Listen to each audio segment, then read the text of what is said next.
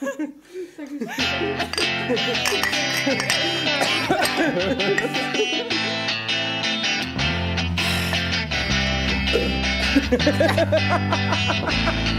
Kde jsi v horách, blízko neb, narodil se malej Johnny. Matka byla černá Mary, otec asi sedící vůl.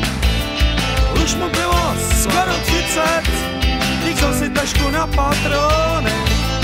Lákalo ho velký město, bylo jako zlatý důl. Nejsi jedinej, kdo je tu novej, a podle toho se taky chovej. Nejsi jedinej, kdo je tu novej, a podle toho se taky chovej. Měl tam jednu černou holku, já ji taky trochu znal. Byla v nějakým divným spolku a nějakej ďábel se jí vzal. Johnny chodil po těch horách a nad hlavou měl velký vůz.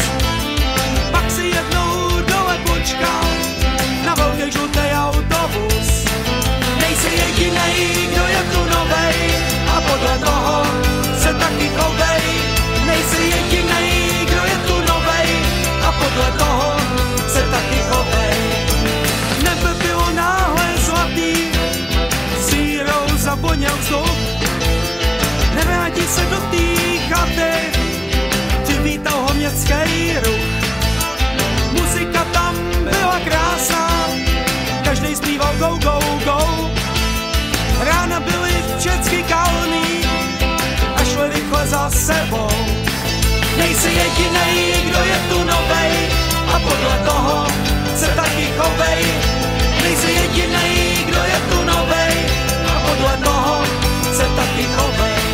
Jenže všichni měli blbý keci a Johnny mu to nebylo vhod. Množily se další deci a další cesty na záchod. Tahle historie nemá konec a těžko někdy bude mít. Tak na svoj malej milej Johnny, až zase někdy budeš mít. Nejsi jedinej,